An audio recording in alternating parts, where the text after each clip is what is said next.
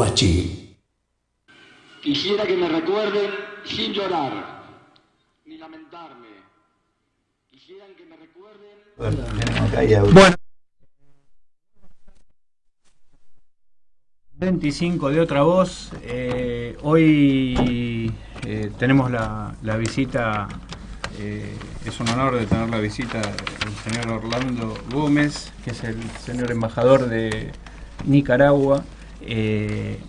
Ya lo vamos a presentar, pero antes de saludar a mis compañeros y de pasar las redes, vamos a pasar el video de presentación que nos hicieron los compañeros con respecto al tema de nuestro programa.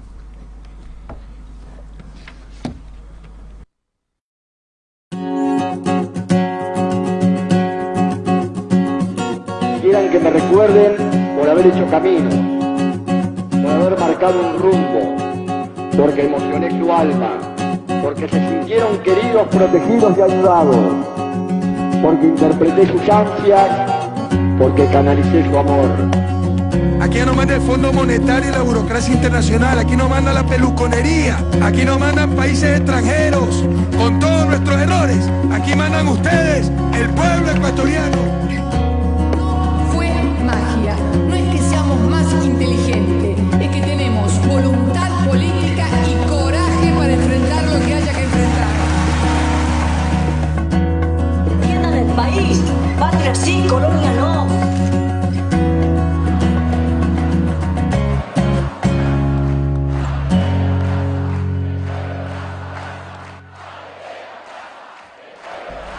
Bueno, acabamos de ver el maravilloso video que nos hicieron las compañeras Anas, las Anas de acá de la radio, así que le estamos muy agradecidas y bueno, ya vamos a saludarlas. Vamos a saludar a Eugenio y a Edison, que están en la operación y en las redes. Bueno, vamos a presentar a nuestro invitado. La verdad que embajador es un honor. Lo puedo tutear, ¿no? Por supuesto. Orlando. Sí. La verdad que es un honor que esté participando en nuestro programa.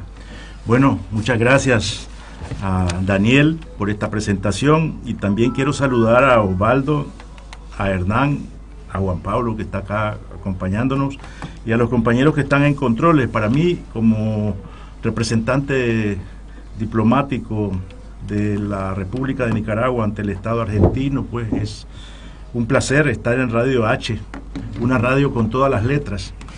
Quiero hacer llegar también mi cariño, mi aprecio al pueblo argentino, a la audiencia que nos está escuchando en este momento, y bien, decirles a ustedes y a la audiencia también que estamos en plena disposición para hablar de la situación internacional y en particular de lo que acontece en la República de Nicaragua, en mi país.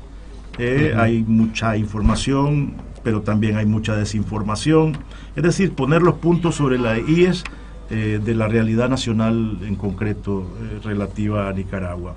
De tal manera, pues, que de antemano agradezco la oportunidad, que es muy valiosa para mí en particular, de poder llegar al pueblo argentino a través de esta frecuencia.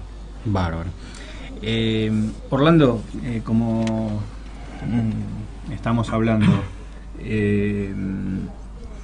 nos gustaría a muchos de nosotros, y lo que estamos hablando fuera del aire, digamos, ¿no? Que nos dé un contexto de cómo eran las relaciones hasta el 2015 en los diferentes países que conforman la región, digamos, ¿no? La región centroamericana. La región centroamericana y la que nosotros denominamos Patria Grande. Sí. Porque, digamos, me parece interesante saber su opinión y son cosas que realmente la gente, la opinión pública no tiene tan en cuenta eso, cómo se fue manejando esas relaciones entre los distintos países, y después, bueno, vamos a ir consecuentemente cómo cambió, digamos, el tema, ¿no?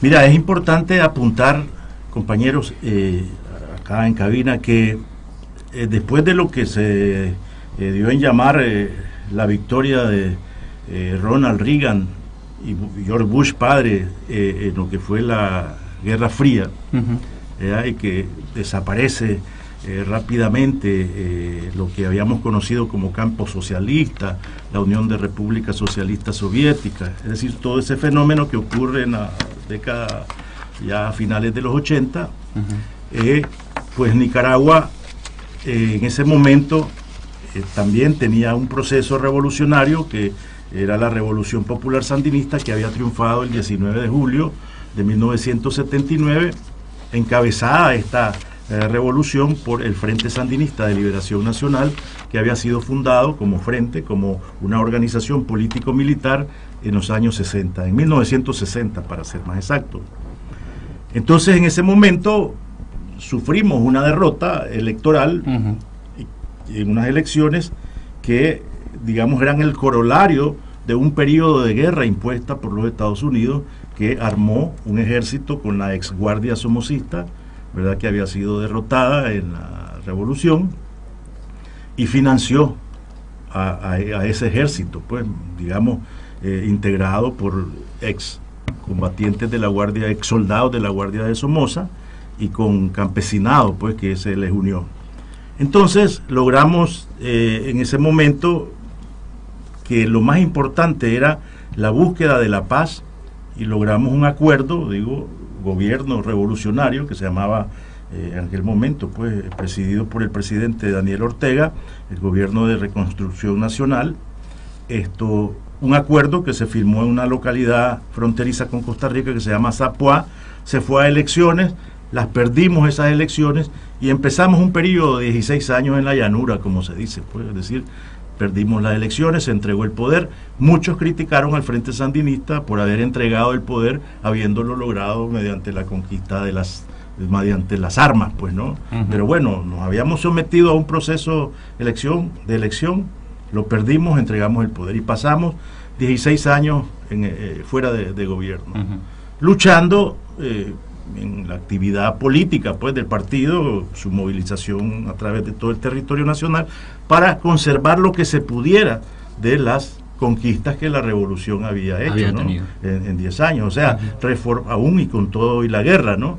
Reforma agraria, fundamentalmente las cooperativas agrícolas que se habían formado con producto de la reforma agraria, la nacionalización de las empresas que se habían constituido en aquel momento, 350 y tantas empresas que se les entregaron en funcionamiento al gobierno entrante de la señora Violeta de Chamorro en aquel tiempo. ¿Esto cuándo fue? En 1990. Exactamente, ¿no? Sí. Y entonces de 1990 al 2006, digamos, fue una etapa de mucha convulsión política también en el país, pero lo importante es que lo importante fue que nosotros logramos neutralizar lo que en aquel momento fue un peligro. Acuérdense que Reagan invadió Grenada y también Bush invadió Panamá. Exacto. Entonces estuvimos en la antesala de una potencial invasión armada, militar a Nicaragua, y eso se logró evitar mediante este proceso de negociación, en el cual también tuvo que ver, a propósito de lo que me decía, la región centroamericana. ¿Por qué? Porque hubo un proceso, tal vez ustedes recordarán, que se llamó el proceso de Esquipulas, sí, que fue una negociación que aglutinó a todos los presidentes de Centroamérica que se opusieron a la intervención, digamos, militar directa de los Estados Unidos, y en este proceso pues sobresale el presidente de Guatemala en aquel momento, Vinicio Cerezo Arévalo, que hoy es secretario general del SICA, del Sistema de Integración Centroamericana, y también agarró el premio Nobel por terminación, diríamos, el expresidente de Costa Rica, Oscar Arias Sánchez. Para no hacer tan largo el relato, llegamos al 2006, después de un proceso en el cual vimos que lo que llamaban globalización económica fue galopante en aquel periodo, ¿no? Es decir, lo que vimos fue la crudeza de lo que era la privatización, que era en síntesis la globalización, y la reducción de aquellas conquistas sociales que podía decirse había dejado la revolución, es decir, educación gratuita, salud gratuita, etcétera, ¿no? Entonces vinieron los llamados planes de ajustes del Fondo Monetario Internacional y todo el mundo a amarrarse la faja. Comenzó la fiesta con la privatización entre los empresarios que ascendieron al nuevo gobierno, etcétera, ¿no? Y eso en el 2007. Digamos, en la antesala al 2006. Antesala al 2007. Exactamente, en la antesala al 2006. Mientras eso ocurrió, fueron fracasando en distintos puntos de América Latina aquellos gobiernos de corte neoliberal que ascendieron. Hubo crisis en varios países. En Ecuador hubo como 4 o 5 presidentes. Acá, con todo el respeto que me merece, hubo crisis. 5 presidentes, 4 o 5 presidentes. Sí, hubo crisis en varios países, lo cual denotaba que el modelo neoliberal no estaba funcionando. Pues. La cosa es que también pesaba en aquel contexto histórico concreto el hecho de que el socialismo había sido derrotado. Mientras tanto, fuerzas de izquierda como el Frente Sandinista de Liberación Nacional habían pasado a integrar junto a otras fuerzas de América Latina, aupadas por la iniciativa del presidente Lula, lo que se llamó el Foro de Sao Paulo. Y en ese foro se mantenía, digamos, la discusión de la búsqueda de toma del poder nuevamente por la izquierda, por la vía democrática. Y conservando los proyectos propios de cada país o partido de acuerdo a las características, es decir, a la construcción de una alternativa que tuviese para cada país la particularidad que imprimía la realidad de cada país. Y fue así como en noviembre del 2006 Nicaragua tuvo un nuevo proceso eleccionario y después de 3 gobiernos neoliberales, el de doña Violeta Barrios de Chamorro, el del doctor Arnoldo Alemán Lacayo y el del ingeniero Enrique Bolaño Gayer, gana el comandante Daniel Ortega nuevamente las elecciones en el 2006. El 10 de enero del 2007 se toma posesión y en el acto de toma de posesión lo central fue, digamos, no solo el ascenso al poder y el regreso del Frente Sandinista al poder después de un periodo de lucha muy fuerte de 16 años, sino el hecho de que era otro momento histórico, otras fuerzas, otro contexto internacional, porque en América Latina habían resurgido gobiernos de corte progresista, de corte revolucionario. Estaba la revolución bolivariana en ascenso, en Ecuador había otra situación, en Brasil estaba Lula, aquí estaba también la situación cambiando, ¿no? Estaba Néstor. Entonces, ese fue un momento muy importante y el primer acto, digamos, diríamos simbólico del cambio de Nicaragua con el ascenso del Frente Sandinista nuevamente, fue la incorporación de Nicaragua a la alianza conocida como el ALBA, ¿no? Con esa incorporación nosotros estábamos dando un paso histórico en función de demostrar que venía una nueva etapa, porque el país que recibimos pues como gobierno fue un país en ruinas. O sea, les ponía el ejemplo extra micrófono de que en ese momento los apagones que sufría el país en materia de energía eléctrica era de 18 horas diarias, pues. Entonces la economía estaba a punto de quebrar, porque ¿qué empresa va a subsistir sin energía? Entonces esa incorporación de Nicaragua al ALBA generó de inmediato respuestas positivas, porque en aquel momento el presidente Chávez autorizó, y el presidente Fidel Castro en conjunto, que unas plantas inmensas que estaban siendo fabricadas en Corea para Cuba fuesen trasladadas a Nicaragua, y esas empresas, esas turbinas, pues comenzaron en un tiempo prudencial a revertir la situación energética del país, que era clave. Y sobre esa base después venimos avanzando como país, como nación, con programas sociales. Bueno, teníamos el referente de los programas sociales que estaba empujando Lula, lo que estaba haciendo el presidente Chávez en Venezuela, lo que en materia de educación, que nunca descuidamos nosotros, aún estando en la oposición, nunca descuidamos el factor de la alfabetización, que fue una de las conquistas claves de la revolución.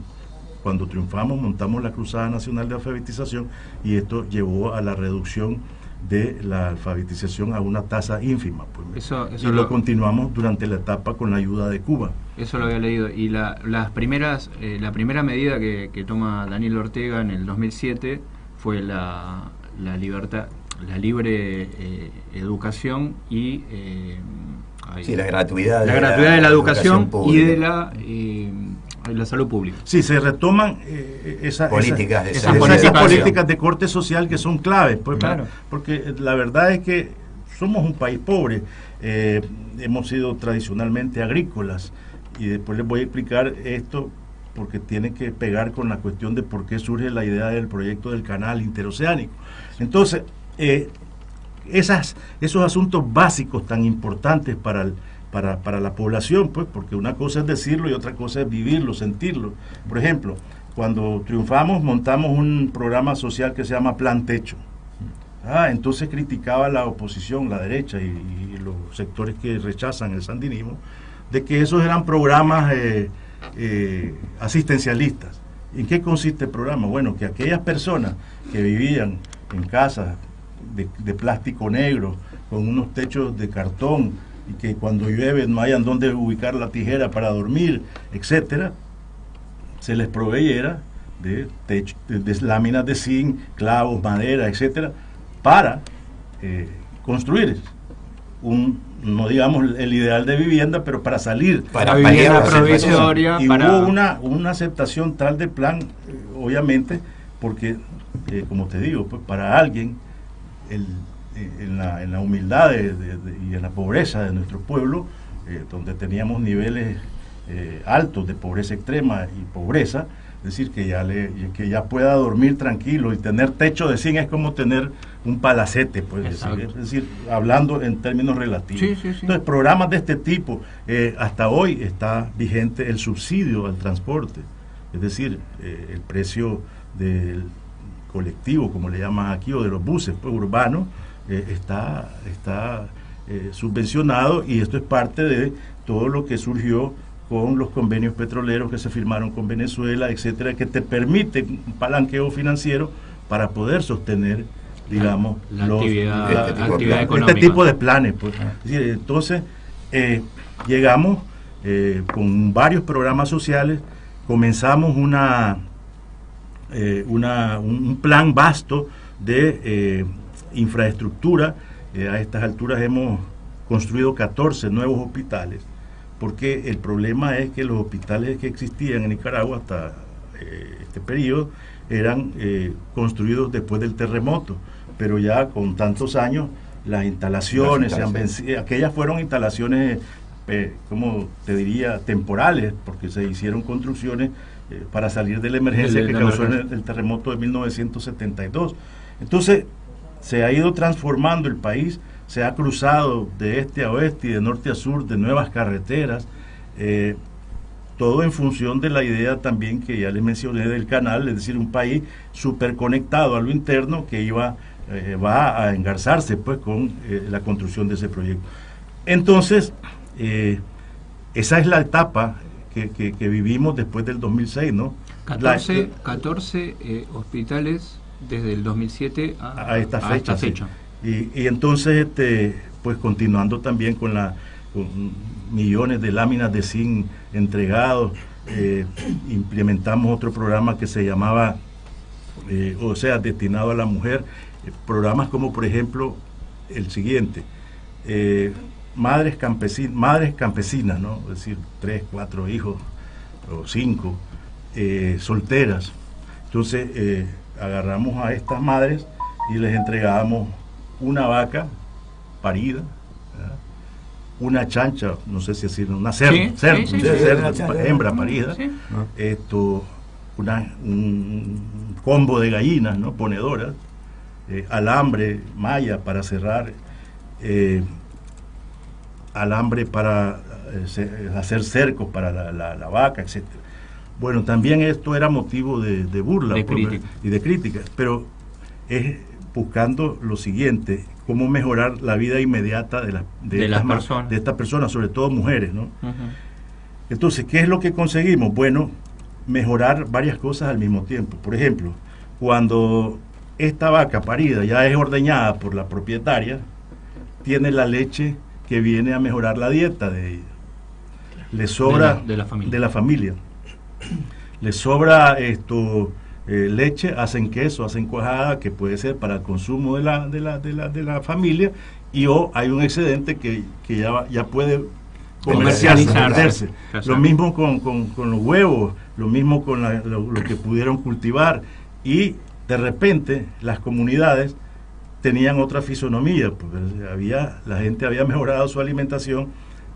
Para un campesino, pues tener el pedazo de tierra, tener su vaquita, tener su gallina, sus chanchitos, es decir, es que esto es valioso, pues, dentro de la idiosincrasia del campesinado, y sobre todo te das cuenta de que va habiendo progreso en la comunidad, porque de repente están las ferias campesinas, ¿verdad?, que sacan sus productos los domingos, llega toda la gente que busca mejores precios, etcétera. Entonces va mejorando poco a poco, es decir, y vas remontando años de atraso, años de pobreza, porque paralelamente vas abriendo caminos, vas mejorando las carreteras, tenés las escuelas gratuitas, tenés el centro de salud, alcaldías que responden a los intereses de la población, entonces remedio gratis, exactamente, medicina gratuita, exactamente. Entonces llegamos con una proyección de crecimiento de 4.5 del PIB anualmente varios años, hasta el 18 de abril del 2018, cuando se da una situación que en realidad era inesperada, Si querés, aquí ponemos un punto de partida para ir a otro, pero sí. Yo quería hacer un breve comentario, ya así vamos al primer tema del programa. Sí. Pero qué llamativas, con características diferentes en diferentes países, pero digamos son todas las mismas matrices, digamos, ¿no? Cuando un país está tratando o inicia un camino de recuperación económica de manera independiente, después de salir de una determinada crisis, como después, y lo vamos a ahora hablar más adelante, también cómo son los mismos factores los que nos boicotean a los mismos países, digamos, ¿no? En este caso, los medios de comunicación. Es súper interesante cómo los gobiernos populares, los gobiernos nacionales populares, de lo primero que se ocupan es de la alimentación, de la salud, y de la educación, y de infraestructura, como para poder dinamizar producciones locales y un cierto mercado interno. Soberanía. Que eso implica una cierta soberanía económica, por lo menos a nivel de la alimentación. Y por obviamente por eso decíamos que era un primer paso. Decías vos, ¿no? Un primer paso es un que primer nos ayuda paso. a ver, pero nos ayuda mucho a ver cómo Cuba, Venezuela, Nicaragua, Argentina, cualquier país, Ecuador, que de repente retoma, porque acá hay un término hermoso, gobierno de reconstrucción nacional. Siempre, cada vez que hubo gobiernos liberales, tuvo que venir atrás un gobierno de reconstrucción que reconstruya lo que el liberalismo y después el neoliberalismo destruyen sistemáticamente, y aparentemente hoy vemos, por lo menos los argentinos lo tenemos más claro porque lo estamos sufriendo, que el objetivo no es robar, el objetivo no es el saqueo en sí mismo, el objetivo es dejar a los pueblos indemnes y de rodillas para que caigan frente al imperialismo. Bueno, Eugenio, vamos al primer tema del programa y volvemos acá con el invitado de lujo.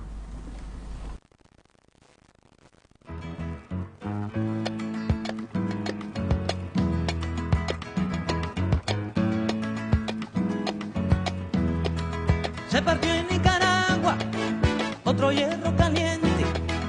Se partió en Nicaragua otro hierro caliente. Porque el águila daba su señal a la gente. Porque el águila daba su señal a la gente. Se partió en Nicaragua otra soga con cebo. Se partió en Nicaragua otra soga con cebo. Con que el águila daba por el cuello al obrero, con porque el águila daba por el cuello al obrero.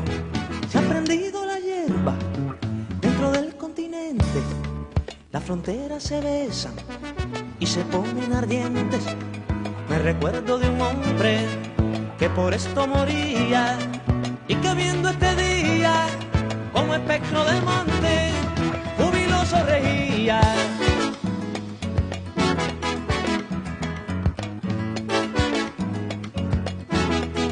El espectro es andino con Bolívar y el Che. El espectro es andino con Bolívar y el Che, porque el mismo camino caminaron los tres, porque el mismo camino caminaron los tres.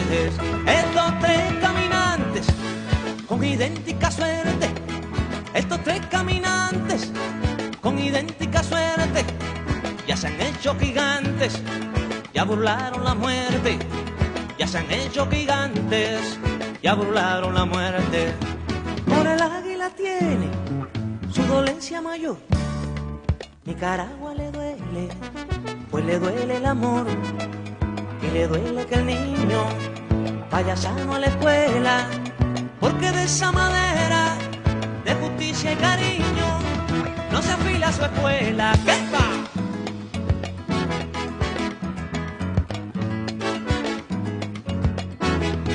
Andará Nicaragua su camino en la gloria, andará Nicaragua su camino en la gloria, porque fue sangre sabia la que hizo su historia, porque fue sangre sabia la que hizo su historia. Te lo dice un hermano que ha sangrado contigo, te lo dice un hermano que ha sangrado contigo, te lo dice un cubano, te lo dice un amigo, te lo dice un cubano, te lo dice un amigo.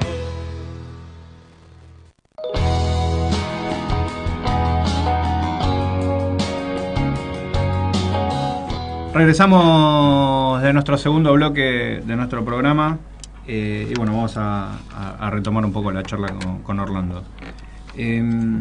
Orlando, recién, bueno, dimos más o menos un paneo de cómo fue, digamos, la situación hasta un periodo, digamos, fines del 2015, que fue favorable, como vos bien lo dijiste, y bueno, a partir del 2016 no solamente cambió la historia en Nicaragua a nivel regional, sino a nivel, no solamente a nivel Nicaragua, solo a nivel país, sino a nivel regional cambió, digamos, la situación.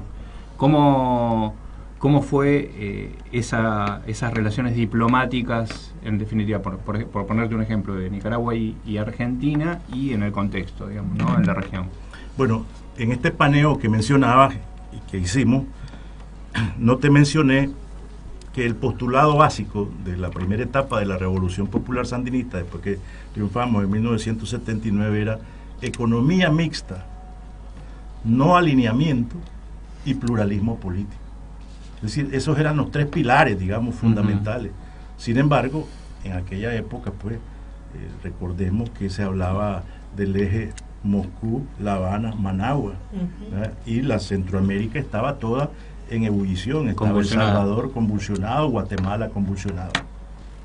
Perdón, para aclarar a los oyentes simplemente, ¿no? El Frente Sandinista de Liberación Nacional tenía una inspiración al momento de llegar al poder marxista-leninista, estaba alineado, y hoy yo advierto que tanto por derecha como por izquierda se los tilda de populistas.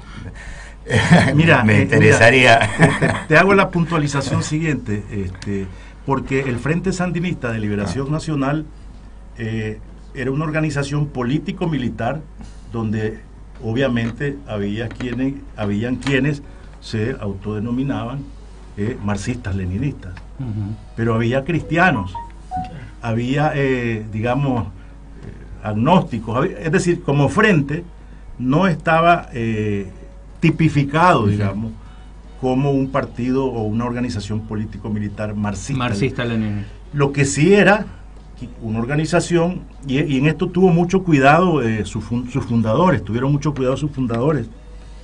Por ejemplo, el comandante Carlos Fonseca, que sí tenía una visión marxista-leninista, el comandante Tomás Borges también, pero eran personas con una visión amplia, porque llegaron a la conclusión, uno, que para derrocar a la dictadura de Somoza, tenías que conformar un frente amplísimo, ¿verdad? Que aglutinara a Raimundo y todo el mundo, como decimos, ¿no? Por allá.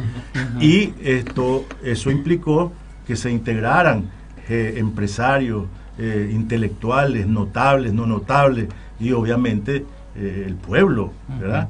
Pero sí, hay compañeros que sí públicamente asumían, pero como oficialmente nunca hemos asumido, digamos, bueno, somos una organización marxista-leninista, pues no, tenemos un programa histórico que te habla de qué es lo que planteamos, y por ahí pues planteábamos primero derrotar a la dictadura, segundo la reforma agraria, que te está dando un indicio pues de por dónde andamos en términos de enfoque, educación, salud, es decir, las cosas que definen tu orientación filosófica en materia política, pues, ¿verdad? Entonces, a veces definirse o etiquetarse puede a veces ser más bien contraproducente. Exactamente.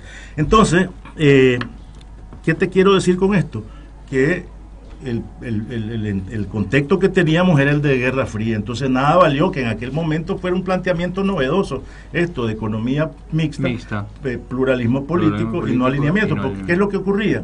Que todo el mundo pensaba en el modelo existente como alternativa, que era el socialismo, que era el socialismo que mirábamos en la Unión Soviética o en los países de la Europa del Este, pues decir, nacionalización, etcétera. Obviamente, cuando ves el panorama interno, te das cuenta que la banca juega un factor, que a veces es necesario nacionalizarla, etcétera, etcétera. Y esas medidas fueron, tomadas en la medida en que fuimos sufriendo un bloqueo y la agresión fue incrementándose. Pues hay que ver que esta guerra dejó un saldo de 50.000 muertos a Nicaragua. Pero bueno, entonces te planteé eso para que hagamos una diferenciación acerca de los ejes que cambiaron, o de los pilares. Te decía, economía mixta, no alineamiento, pluralismo político. Entonces venimos a un contexto en el cual está de por medio un crecimiento de una corriente integracionista.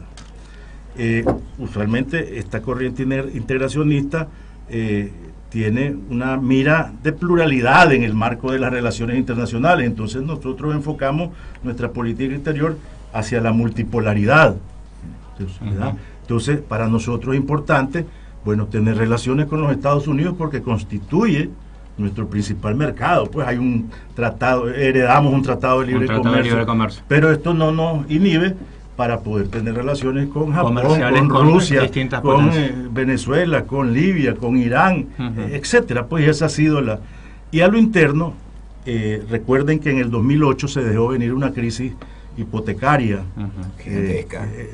gigantesca que afectó a Raimundo y todo el mundo a nivel global, y que entonces los países pequeños como el nuestro, ¿qué hacemos? Pues cuando el impacto principal era que o que se esperaba, era que las empresas iban a comenzar a correr gente, pues, a correr empleados, a correr obreros, a correr... Entonces, vino una especie de concertación, ¿no? Mediante la cual se estructuran tres pilares, pues, que es la de diálogo, concertación, ¿verdad? Sí. Acuerdo, diálogo, acuerdo, concertación. Entonces, ¿qué es lo que pasó? El presidente convocó al sector privado. Lo que principalmente queríamos era que no corrieran gente, que no sufriera, que no abriera una brecha, pues, y que hiciera dispararse el desempleo. La desocupación. Fomentar la llegada de inversión extranjera y concertar también las medidas económicas que fueran a tomarse y que afectaran o al Estado, o a la empresa privada, o al sector social, a los trabajadores, se tomarán de manera concertada. Entonces, sobre la base de esos tres pilares es que se asienta el modelo que nosotros definimos como cristiano, socialista y revolucionario, y solidario, ¿ya? Que es la etapa en la que estábamos. Pues. Medida que fuese a tomarse, medida concertada, medida dialogada. Entre los es tres. decir, socialista, porque ese es el enfoque de nuestra filosofía como partido. Como gobierno. Cristiano, porque bueno, cuando vos ves en qué cree tu gente, pues, ¿verdad? Sea evangélico, sea católico, cualquier otra denominación que esté englobada sobre el cristianismo, son cristianos, pues. Cristianos, porque también dentro de esa doctrina religiosa hay una vocación de amor al prójimo y de preocuparte por lo que vive el vecino, pues, ¿verdad? Exacto. Entonces, eso, y solidario, porque es necesario en la práctica demostrarlo, pues. Entonces, por ejemplo, la Juventud Sandinista, lo fundamental que hace es, como trabajo político, ser la que llega a los barrios que sufren desastres o que sufren por las lluvias, por las inundaciones, por lo que sea, en una labor social, pues, proveer alimento, proveer abrigo, proveer, construir casas que se destruyeron, etcétera. Entonces, sobre esa base veníamos marchando con un país que se miraba crecer constantemente, paulatinamente, con un país que en el convulsionado mundo regional tenía como era ejemplo en materia de seguridad y con perspectivas positivas de crecimiento cuando surgió la idea de construcción del canal interoceánico. Bueno, ¿por qué la idea del canal interoceánico? Porque es la única forma de salir del patrón, ¿verdad? De cultivar café, de cultivar caña. Nunca puedes pasar a la etapa de industrialización, de agregar valor a las exportaciones. Es decir, entonces la idea era, bueno, esta es una idea histórica, pues, porque el canal no es de ahora que se habla por Nicaragua, pero sí, viendo el contexto mundial, estábamos hablando de la globalización, de los volúmenes comerciales. Entonces la idea que surge es que, como Panamá tiene un canal que a la postre, por los niveles y análisis que se hacen, va a ser insuficiente para darle cabida a los buques de gran calado, que comenzaron a llamarse buques de la época o de la etapa post-Panamá.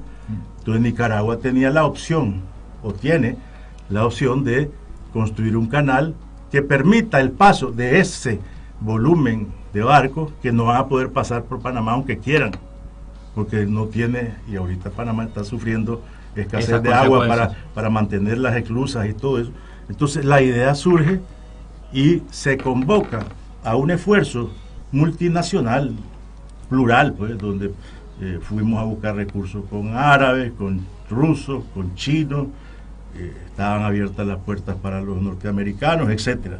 Pero ahí es donde uno ve que se ponen sobre el tapete los intereses geopolíticos cuando, por ejemplo, estados, potencias como los Estados Unidos, se dan el lujo de determinar áreas de influencia, pues.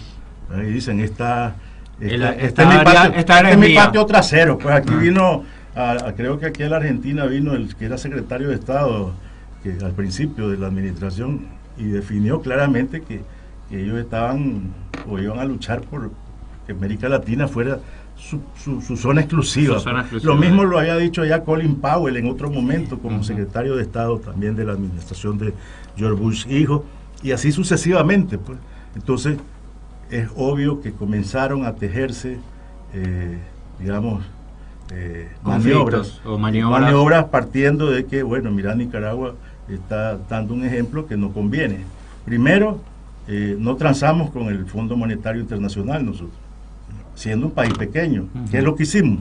No hicimos plan de ajuste, sino que lo que hicimos es, como teníamos necesidad del aval del Fondo Monetario, les dijimos, bueno, aquí los vamos a invitar cada cierto periodo, ustedes vienen, examinan las cifras, pueden emitir recomendaciones, pero en última instancia somos los nicaragüenses los que determinamos qué rumbo vamos a tomar, qué medida vamos a tomar, partiendo de que tenían la mesa de negociación, acuerdo, concertación establecida, ¿no? Con sector privado, trabajadores y Estado. El gobierno. Sí, se aprobaba una ley ahí, de acuerdo, a la Asamblea Nacional, su proceso. Pues, ¿no? Orlando, sí. un datito que me parece importante, a ver si me ayuda a recordarlo. En el 2006, cuando gana Daniel Ortega, estaba bastante repartida la elección, creo que sacó un 30 y pico % de los votos, ¿no? 37%. Y en las últimas elecciones, ¿cuánto sacó Daniel Ortega?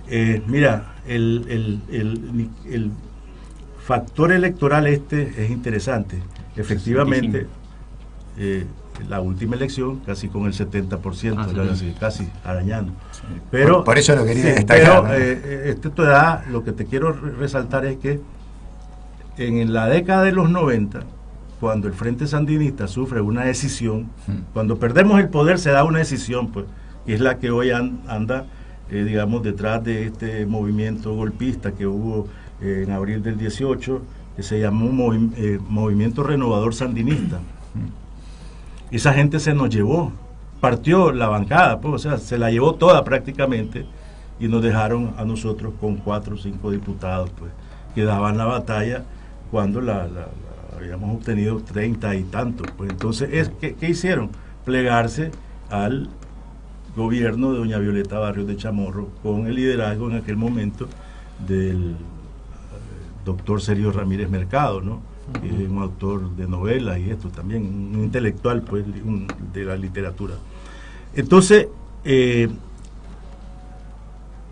con el correr de los años y de los programas sociales, obviamente el Frente Sandinista entró a una etapa de crecimiento y digamos la intención de voto de la gente también, y el reconocimiento a la gestión del gobierno del presidente Ortega también alta.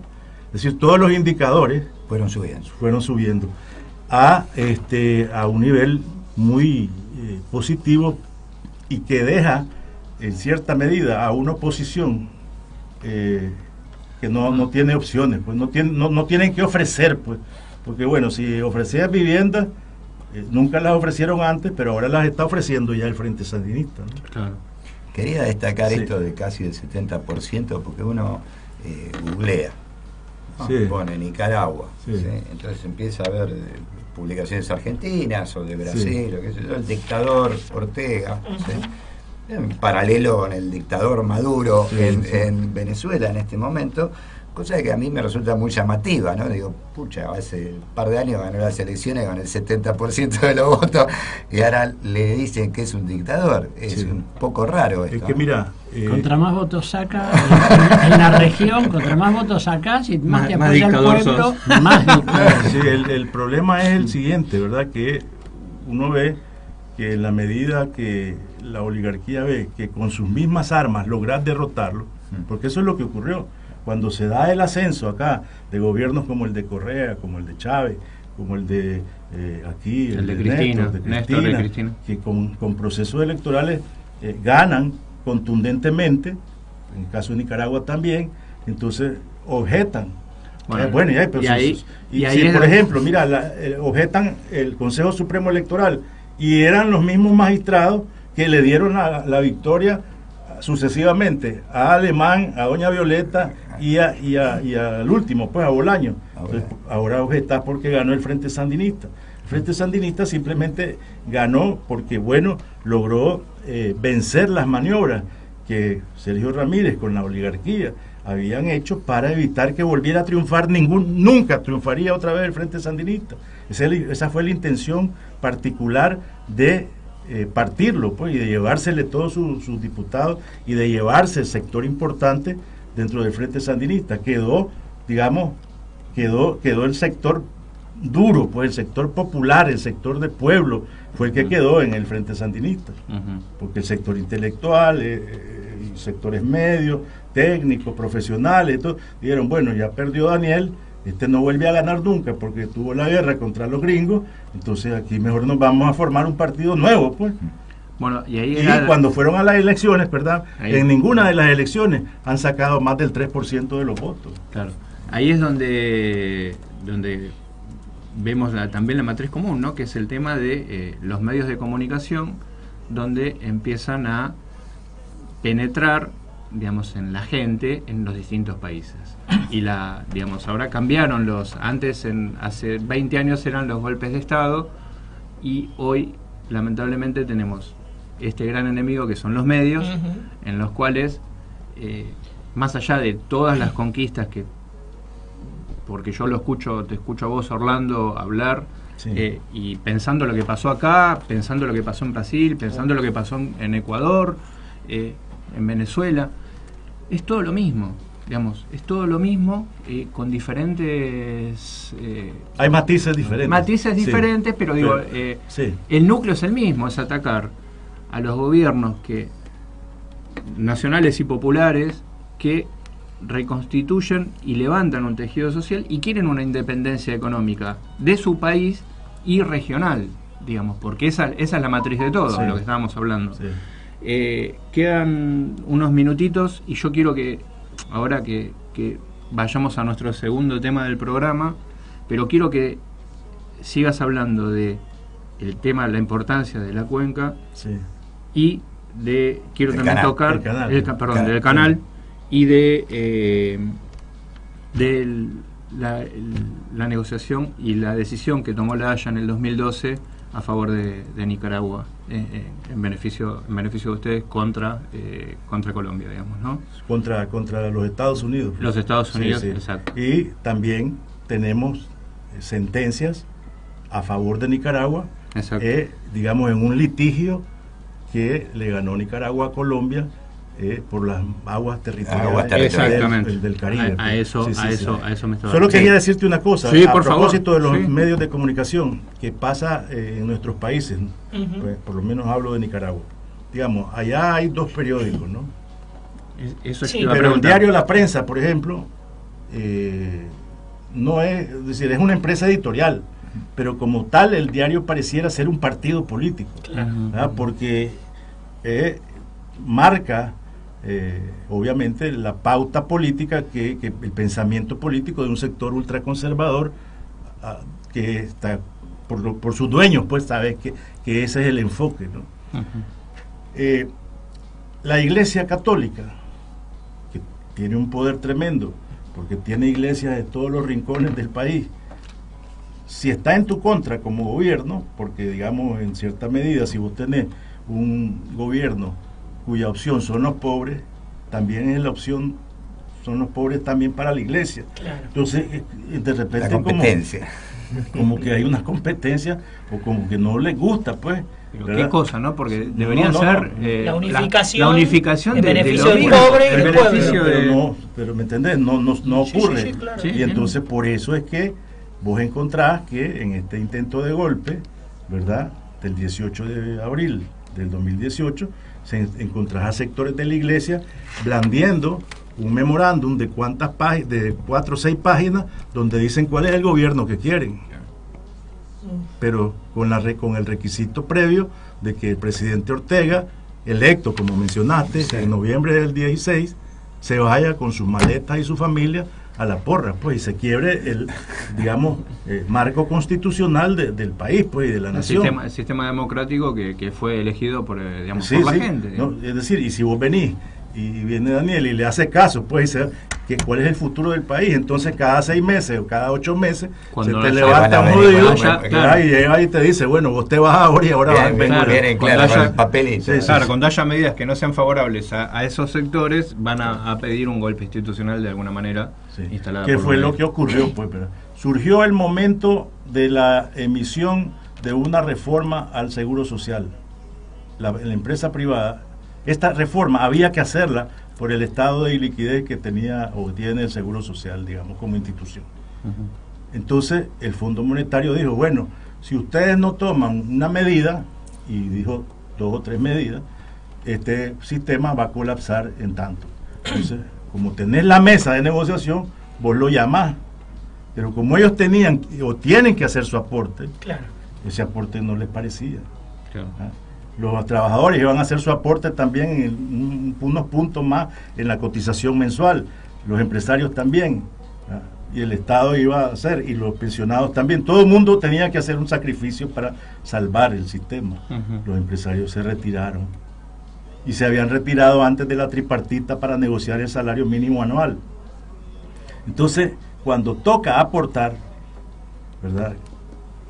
Y esto que teniendo, digamos, 10 años de bonanza, porque la verdad es que la banca nacional ha crecido y ha tenido una oportunidad de enriquecimiento brutal en estos 10 años, con todo y que supuestamente hay una dictadura, no hay democracia. Pasó etcétera. exactamente, por eso digo, es algo, uno parece reiterativo, Orlando, pero digamos, es un calco exacto en todos los países, son todos calcos con diferentes exactos, contextos. con diferentes La matriz contextos. sí, Es igual. Entonces, miren para el norte siempre. Por eso Parece que hubiera un centro, ¿no? Sí, que pero digo, pareciera. digo, ahí es donde va a estar el tema de, me parece, nuestra lucha principal, más allá de que no en el caso de ustedes, sino en el caso nuestro, de la Argentina, de que volvamos a tomar el poder nuevamente por las elecciones, ahí de tratar de combatir, que ya sabemos cuáles son nuestros enemigos. Sí. La batalla comunicacional. Exacto, como la nunca. batalla comunicacional La cultural y vamos a comunicacional. tener que tomar medidas políticas que no van a ser muy, digamos, es lo que uno espera, no muy amigables, digamos, por decirlo de alguna manera, con esos sectores que siempre estuvieron a favor de obviamente del imperio. Yo creo No que hablemos demasiado a futuro. a propósito, por esto. porque no sé si ustedes van a estar de acuerdo que no sé cómo calificarlo, pero que a veces lastima, molesta, ¿no? Cuando son militantes revolucionarios.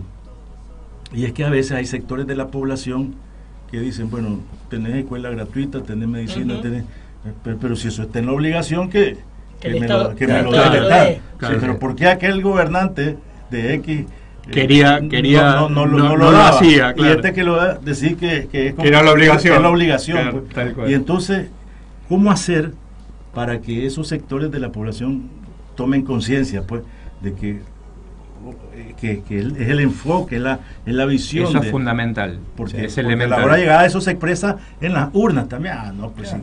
sí. Y esto pasa, Sí. yo creo que es común a todos Será nuestros, líder- a todos nuestros es la- estados de es- modo distinto, ¿no? Esto que es que se amplían un montón de derechos, Sí, sí. se hacen un montón de cuestiones a favor de los sectores más desfavorecidos, pero no hay una cuestión cultural simultánea que haga que esto se consolide, ¿no? O sea, como los mismos sectores después votan en contra porque dicen, no, vamos a cambiar. Bueno, porque justamente son, como decía Orlando, y también pasó acá también, que no hubo tiempo, a lo mejor, como ellos decían, de hacer una contracultura. La reforma, por ejemplo, con el tema de la reforma agraria, digamos, de que quede Titular a los campesinos con relación a ese tema. Y a nosotros nos pasó en un montón de cosas que no supimos, La ley de medios. por la ley de medios y todo lo demás. Entonces, digo, en mayor o menor medida, en algún momento, como siempre nosotros estuvimos corriendo para levantar, digamos, una situación de crisis,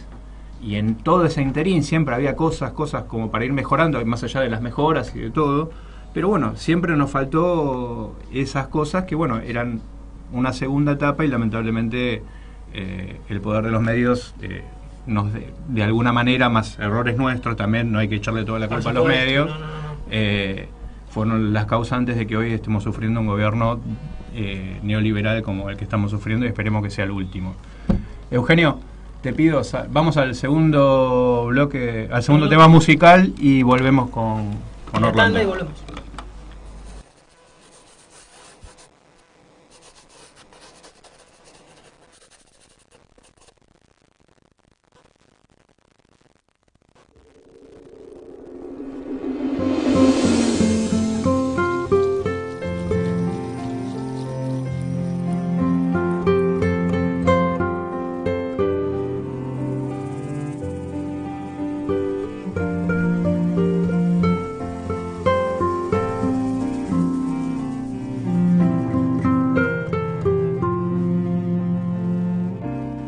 Ay, Nicaragua, Nicaragüita,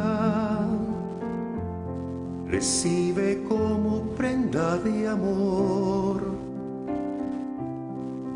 este ramo de siempre vivas y gilincoches que hoy florecen para vos. Cuando yo beso tu frente pura, beso las perlas de tu sudor, más dulcita que la frutita del tiguilote y el jocote tronador.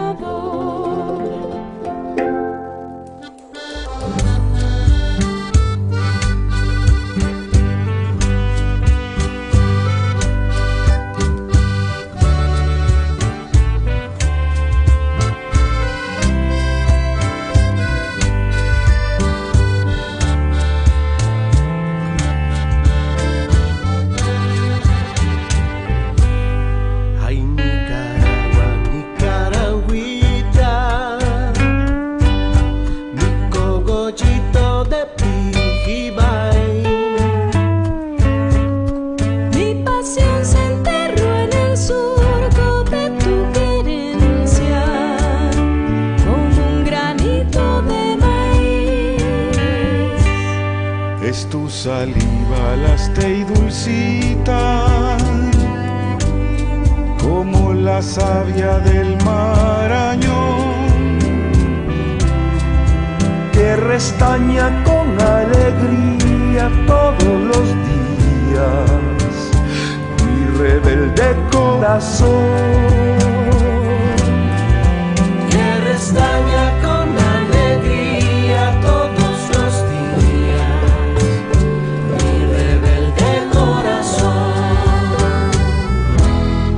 Ay, Nicaragua, Nicaragüita, la flor más linda de mi querer, abonada con la bendita Nicaragüita, sangre de Diriangel. Ay, Nicaragua, sos más dulcita de Tamagas, pero ahora que ya sos libre, Nicaragüita, yo te quiero mucho más, pero ahora que ya sos libre, Nicaragüita, yo te quiero mucho más.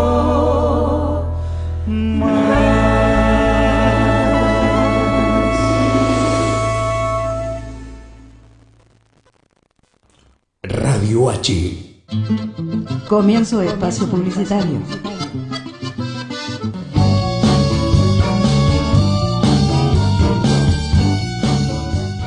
¿Querés dar a conocer tu negocio, tu pequeña empresa? Sumate a publicitar en Radio H, la radio de la Homero Mansi. Comunicate al 1538 14 21 74. 1538 14 21 74.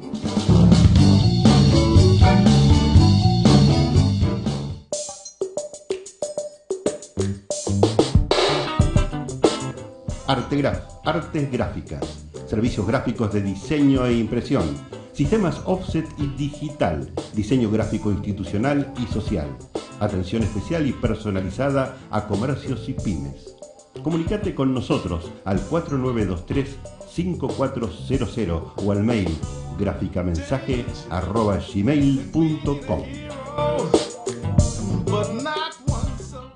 Si vas a estudiar un idioma, hacelo con la mejor calidad académica.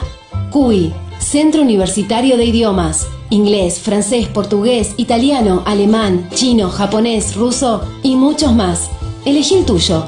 Últimas vacantes, certificados y diplomas UBA. Informes en www.cui.edu.ar o al 53 52 8000.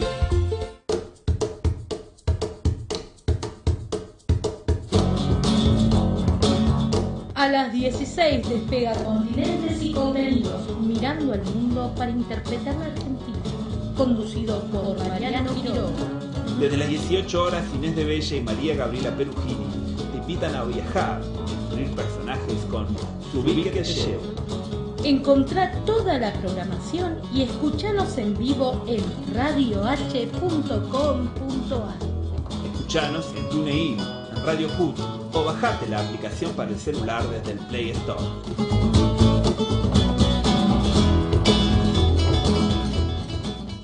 Porque estás cansado de que te cuenten cómo sos, lo vas a contar vos.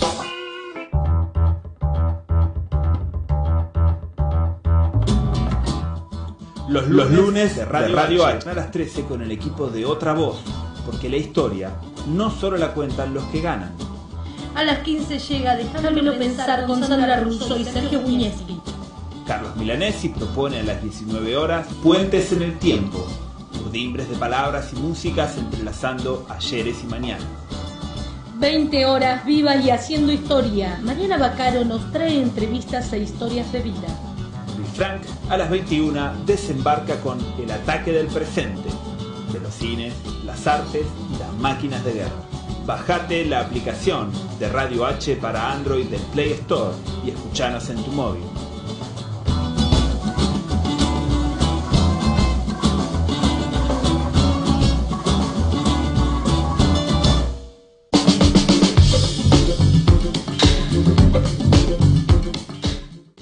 Estudio PM Contadora Paula Medina. Brinda asesoramiento impositivo contable a cooperativas, monotributistas, responsable inscripto. Liquidación de IVA, ingresos brutos ante AFIP, AGIP, ARBA. Certificaciones, balance, matrícula de Ciudad Autónoma de Buenos Aires. No lo dudes, consulta. WhatsApp 1151 170147. Instagram @PaulaMedina73.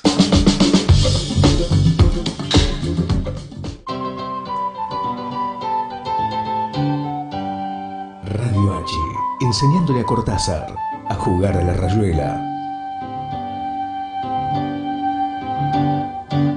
Radio H. Radio H. H con todas las letras. Con todas las letras. Cuando todos van, Radio H. Cuando todos van, Radio H. Viene. Fin de espacio publicitario.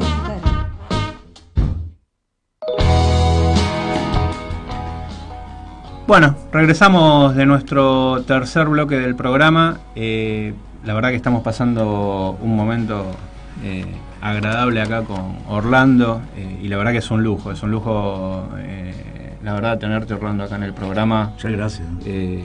Así que bueno, retomando un poco lo que veníamos charlando, yo quiero que vos destaques porque la importancia del canal que va a tener para Nicaragua en el caso que se pueda llevar a cabo. ¿Y cuáles son los inconvenientes? ¿Y cuáles son las trabas, digamos? ¿Con quién se podría llegar a hacer esa mega obra sería, ¿no? Digamos. Sí, sí. Y quiénes son los que se están oponiendo a esa obra, digamos, ¿no? Porque ya lo sabemos. Sí, digamos, sí, ¿no? Sí, claro. Bien, mira, digamos que en relación al canal, o más bien que en relación a la posición geográfica que tiene Nicaragua, esta posición históricamente ha tenido como un factor determinante negativo para el país. Uh-huh. ¿Por qué? Porque en el contexto de lo que hablábamos, que los Estados Unidos determinan América Latina como su área de influencia, como su patio trasero, le aplican la doctrina Monroe, uh-huh, o el destino manifiesto, cualquiera que sea el enfoque, digamos, desde la perspectiva de hegemonía, la posición de Nicaragua se encuentra entre qué es lo que puede permitirte el hegemón y qué es lo que tu soberanía, tu propio desarrollo y autodeterminación te indican, ¿verdad? Entonces, el surgimiento del proyecto del canal tiene como sustento eso, pues, la autodeterminación del pueblo nicaragüense por salir adelante, por vencer el subdesarrollo, por, digamos, soberanamente determinar qué vas a hacer para lograr esos objetivos. Y entonces fue pensando en dar un salto cualitativo en el desarrollo económico del país que surge la idea del canal. y que surgieron otros proyectos que tenían que ver también con la revolución bolivariana, porque en Nicaragua se iba a construir una refinería y habían varios proyectos que iban a potenciar al país en un nivel cualitativamente distinto a estar pensando, hasta el histórico, a estar pensando pues en que la cosecha del maíz, que el café, es decir, es otra dimensión. Era un plus. Exactamente. Un plus. Entonces comenzaron las gestiones por conseguir, digamos, un club, un conglomerado de inversionistas, y se fue contactando hasta que se consiguió un inversionista chino, ¿verdad? Entonces comenzaron los que se oponían, ¿no?, al canal a objetar la concesión que se le dio al chino, ¿verdad? La ley que se dictaminó para sustentar jurídicamente el proyecto. Y esta gente creó incluso organismos no gubernamentales para tener financiamiento y tener la posibilidad de movilizarse en términos políticos hasta la zona donde iban a o va a pasar el canal, pues teóricamente va a pasar el canal. Eso ya, perdón que te interrumpa, sí. Eso ya está, es ley, está decretado, sí, digamos, todo eso es ley, ¿verdad? Entonces esta gente comienza a hacer política en estos sectores de campesinos que habitan en la zona donde va a pasar el canal. Y entonces comienzan a decirle, a meterle en la cabeza a la gente que el Estado no le va a pagar lo que valen sus tierras, que se acuerden que los sandinistas en los años 80 hicieron una reforma agraria y que confiscaron, y comienza, como decimos popularmente en Nicaragua, a meterle el mono a la gente, o sea, a crearle el miedo, pues. Y eso fue, digamos, teniendo una contraparte, digamos, desde otra perspectiva, en el sentido de que nosotros nos vamos dando cuenta que la envergadura de los estudios medioambientales que se necesitan para hacer esa obra van más allá de 6 meses, pues, a hacer un estudio, pues, porque hay que hacer una, digamos, excavación tremenda, porque hay que considerar otros factores, porque es un lago el que está sobre el que vas a crear el canal.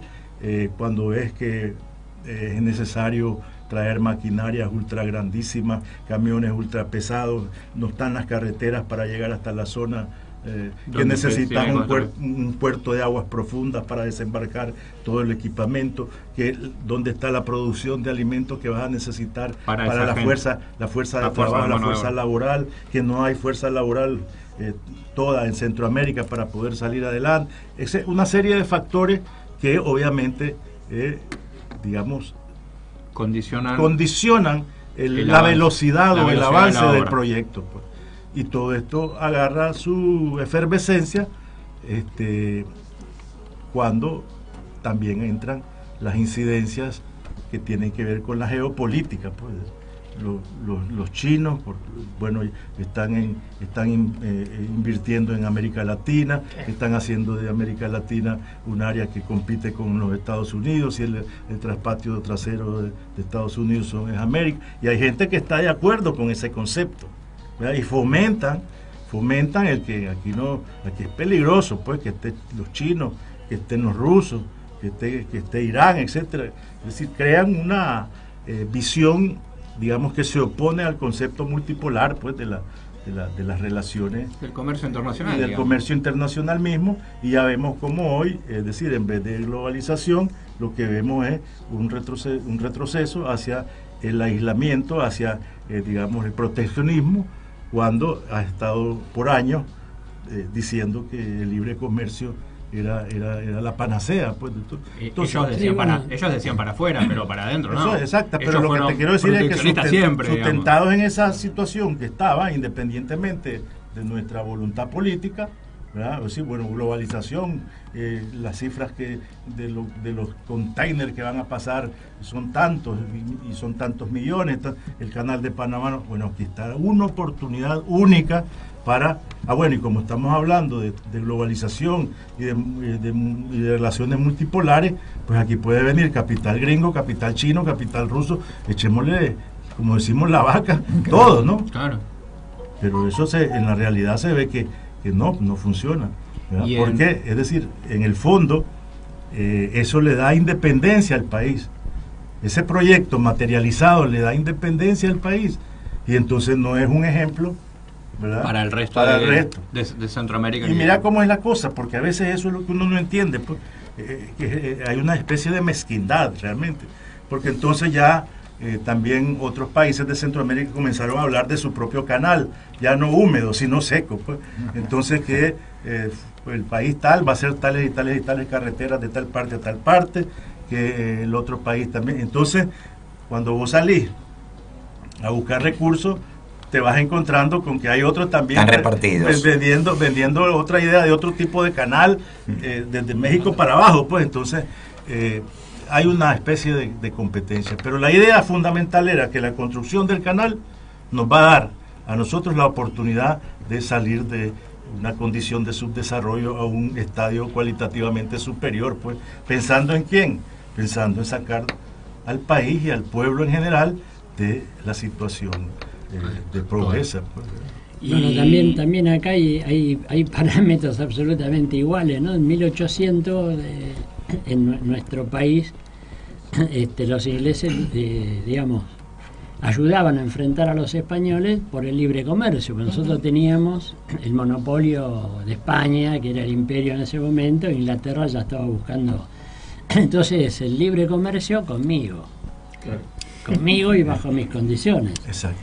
Y por otro lado, cuando creo que el primer país en Sudamérica que empezó a crecer, que empezó a industrializar, que empezó a armarse como país independiente y con cierta soberanía, como fue Paraguay, movieron todos la geopolítica, movió todo y logró que nuestro queridísimo Mitre, aliado con Brasil y con Uruguay, pero saquearan y destruyeran lo que es Paraguay. Entonces ese es un modelo, o sea, el imperio no puede permitir que haya países que se independicen y mucho menos que se organicen y empiecen a tener un cierto poder relativo creciente.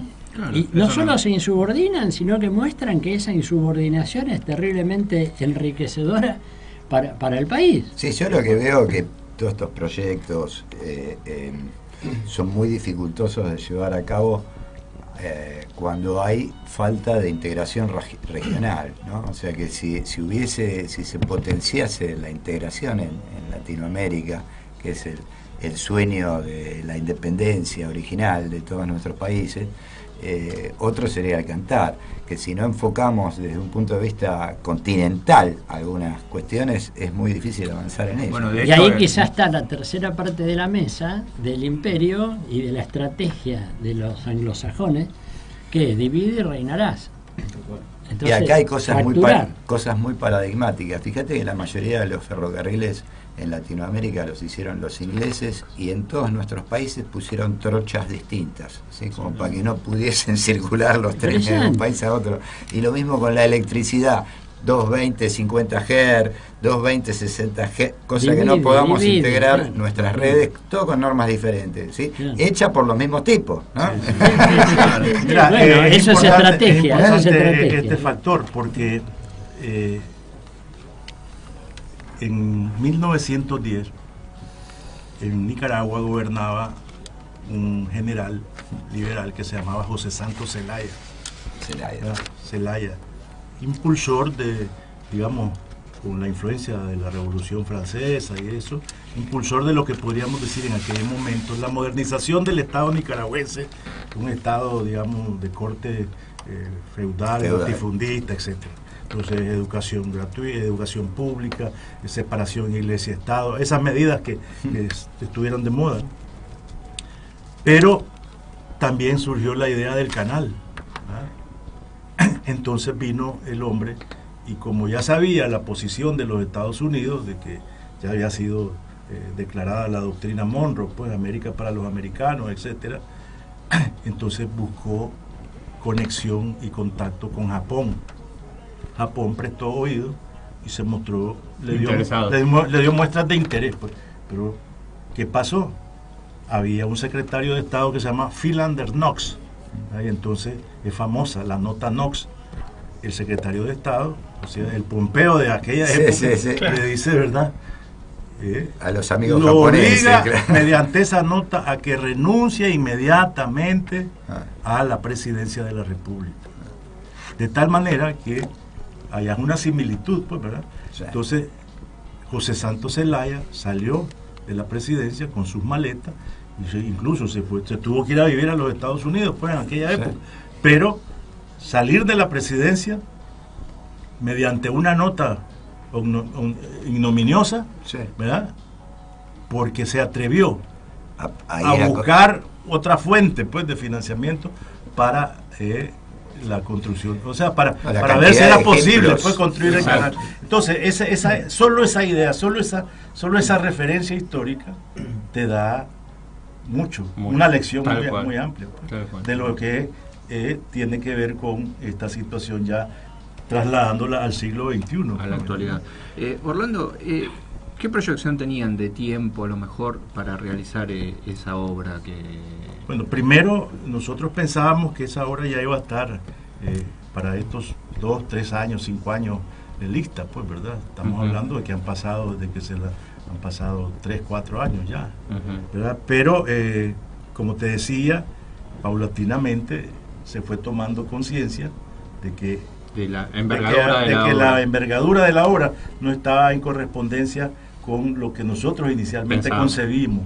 Y entonces se siguió trabajando y se ha seguido trabajando en la elaboración de los estudios, pero obviamente han sobrevenido una serie de factores que no están en nuestro control, como el hecho pues, de que nos intentaron tumbar del gobierno, y todo eso retrasa, todo eso, bueno, por otro lado, de repente también el inversionista sufrió no sé qué tropiezo en la bolsa de valores en China, y entonces también tuvo su afectación el que estaba dando la cara para el proyecto, pues, de manera que todo eso suma, y hoy tenemos una especie de momento, un paréntesis, pues, que está ahí, ¿no? El proyecto está, la idea está, pero tenés otros factores que impiden el avance. Y que es fundamental, pues, porque si no conservas de alguna manera el poder que te dio el haber ganado las elecciones y todo eso, no vas a estar hablando de canal y vas a estar descuidando lo fundamental, ¿me entendés? Entonces estamos en eso, ¿no? Quiero que nos toques dos cositas. Una, que nos cuentes un poco el intento de golpe que intentaron realizar. Había una cosa que vos me habías preguntado y que de la Haya, lo de muy la puntual. Y lo de la Haya. Esa era la segunda cosa que te iba a preguntar. Correcto. Entonces, mira, lo de la Haya es lo siguiente. Nicaragua siempre ha planteado su apego al derecho internacional como la fórmula que tienen a mano los países débiles, pues. Los países, nosotros en los 80, ya con la guerra, una guerra que ustedes recordarán generó cosas tan increíbles como el hecho de que a su peor enemigo en aquel momento los Estados Unidos fueron capaces de venderle armas, ¿verdad?, para financiar al ejército contrarrevolucionario que habían creado para Nicaragua. Me refiero a Irán. Sí. El caso de los misiles, Irán Contra, se le llama el caso, ¿verdad? Y vemos hoy cómo están confrontados con Irán por asuntos nucleares. Pues entonces, Nicaragua dijo, bueno, vamos a hacer algo para buscar cómo resarcir los daños que se nos ha causado. Y la idea del presidente fue materializada introduciendo una demanda en la Corte Internacional de Justicia de La Haya, la cual, después de un largo proceso de análisis, estudio, presentación de memorias, contramemorias, etcétera, determinó que Nicaragua debía ser indemnizada por $17.000 millones por los Estados Unidos, primera vez en la historia, ¿verdad? Por los daños que le causó pues la guerra contrarrevolucionaria en su país.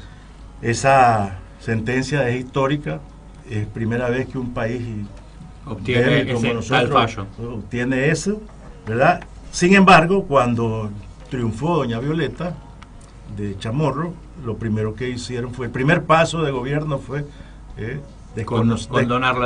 desconocer la sentencia y declararla pues que era imposible de estar peleándose con los Estados Unidos porque son nuestros amigos y porque ellos nos van a dar más de lo que son 17 mil millones de dólares, ya nos han prometido, todavía se está esperando porque me hace acordar a Macri con los fondos, con la lluvia de inversiones además. Sí, entonces, seguimos esperando con la fuga de capitales, quedó ahí esa historia para el referente del derecho internacional de cómo puede un país pequeño, ¿verdad? Propinarle una lección a una potencia como son los Estados Unidos. Quiero preguntar, yo no sé, esto es desconocimiento e ignorancia pura, pero digo, no sé cuántos países habrán tenido un fallo de esa naturaleza. Creo que es único. Es único. Okay. Es único. Okay. Es único. Perfecto, listo, me quedó claro. Es único y esos son uno de los factores por los que como vos hiciste que entenderás que no quieren al sandinismo. Claro, no, y aparte como hiciste mención de decir, bueno, de un país pequeño, qué sé yo, como Nicaragua, yo me quedé pensando y estaba, viste, a ver, tratando de buscar a ver si había algún otro fallo, y claro, no existe un fallo, es único. Ahora, me decías del intento de golpe. Del intento de golpe, y después quería que nos cuentes también el litigio que tuvieron con Colombia. El fallo con Colombia. Ok, entonces vayamos con lo de Colombia. Dale. Para caer después. Mira, esto del litigio con Colombia. Perdón, ¿en Nicaragua se toma mate? No. No, se toma mucho café. Mucho café. Sí. Bueno. Entonces, voy a lo de Colombia. Época colonial, ¿no? Estaba la Capitanía General de Guatemala y la Capitanía de Nueva Granada, aquí, Colombia, Cartagena. Entonces, la ruta que va de América del Sur, ¿no? hacia Europa, esa era muy transitada por piratas ingleses que asaltaban los buques o los galeones españoles para quitarle el oro que llevaban de Perú, la madera preciosa, todo eso. Entonces la colonia necesitaba, la colonia de Guatemala, la Capitanía de Guatemala no tenía recursos navales para garantizar la vigilancia de esas costas que van de Centroamérica hasta Colombia. Entonces hay un edicto, un documento que emana España, el reino, para que se encargue Colombia con su la Capitanía de Colombia, si tenía posibilidades, ¿verdad? de fuerza naval de vigilar, y entonces le encarga la vigilancia de esas costas para proteger los navíos españoles que iban cargados de los tesoros que se llevaban de aquí. Tenía esa potestad. Entonces, históricamente se vino asentando esa como dicen, la costumbre se hace ley, ¿no? Entonces, Colombia siempre estuvo dando esa vigilancia. Y tenía ese poder de vigilar en su defecto el tema de las costas. Claro, que se lo daba y tenía España, que era el imperio, porque estaba mandando en ese momento. Sí. Y así se fue quedando, así se fue quedando, de tal manera que cuando llegamos nosotros, se inició un proceso pues de recuperación a través del derecho internacional de algo legítimo de algo que pues, decir, porque hay islas, islotes, etcétera, que están como a 1000 kilómetros o más de Colombia, ¿verdad? Y más cerca de Nicaragua, y a 200 de Nicaragua. Entonces, ¿cómo es? Es decir, vos te cruzás y ahí nomás estás en la territorialidad, todo. Entonces fuimos y el proceso llegó hasta el momento en que la Corte se pronunció. Y entonces tuvo el 12 de mayo del 2012, creo, si no me equivoco es la fecha de la sentencia, en la cual, bueno, por razones pues que la Corte dicen que siempre le da una de cal y una de arena, le dejaron la isla de San Andrés y Providencia a Colombia, ¿verdad? Y a Nicaragua le restituyó aproximadamente 90.000 kilómetros cuadrados de mar territorial, ¿verdad? Entonces, ese es otro factor también importante dentro de la geopolítica, ¿no? Claro. Vinculado a lo del canal y todo eso. ¿Cuál es el dilema para un país como Nicaragua? ¿Cómo ejercer soberanía entonces sobre esa territorialidad marítima que te ha dado un fallo judicial apegado al derecho internacional, pues, ¿verdad? Entonces Colombia no ha querido aceptar el fallo, no, ni Santos ni mucho menos lo quieren aceptar. ¿Qué les convendría a ellos? La respuesta es que haya un gobierno que, así como desconocieron la sentencia de La Haya de los 17.000 millones, venga y trance cualquier barbaridad esta con Colombia para mantener un status quo que le favorezca siempre a Colombia. Entonces, te das cuenta de que hay razones de peso, porque cuando hablamos de relaciones entre estados, hablamos de intereses. Sí, hay una máxima que dice: entre estados no hay amigos, lo que hay son intereses. Y cuando vos ves la pelea ahorita, por ejemplo, entre China y los Estados Unidos, ¿qué es lo que están peleando? Son intereses. Entonces, como nosotros, un país débil, etcétera, le ganamos con el derecho internacional a Colombia semejante, es decir, ellos ven que su potencialidad en el territorio marítimo se merma. Entonces, para ellos son un enemigo, son un adversario de cuidado, pues. Y Daniel Ortega es un peligroso, pues, porque ¿me entendés? Le está reclamando porque le ganaste 90.000 kilómetros cuadrados. Sí. Ahora, y tenemos en la ONU metido el pleito para la cuestión de la plataforma marítima, ¿verdad? Que sabes que tiene otra de 200 millas. 200 millas. Sí, exactamente. Entonces, que eso sería otro recurso Pues, económico. ¿de qué estamos hablando cuando hablamos de una cantidad de kilómetros como tal? De riqueza marítima, pues, de potencialidad marítima. Y eso era lo que yo te preguntaba la otra vez y que no me llamaba la atención, porque, digamos, Colombia lo quiere tener pura y exclusivamente por una cuestión de usurpación, porque ni siquiera es por explotación, porque ellos tampoco lo están explotando. Simplemente es que porque ahí hay potencialmente yacimiento, puede haber petróleo, puede haber pesca, pero tampoco lo están usufructando. Sí, pero sí tienen, digamos, el potencial militar para estar volando, para poner ahí fragatas, etcétera, ¿no? Claro, pero ellos son y serán el gendarme yanqui ahí, con lo cual lo que no quieren es que los países crezcan. Ya iremos. Claro, pero ellos lo que no quieren es que los países crezcan. Yo quiero, antes de ir a nuestro tercer bloque, y ya en el último bloque, Orlando, que nos cuentes todo el tema de lo de el intento de golpe de Estado. Pues yo lo denomino así, vos no lo vas a denominar así a lo mejor, pero yo lo denomino fue así. Un intento de golpe de Estado. Bueno, yo por las dudas. Por las dudas.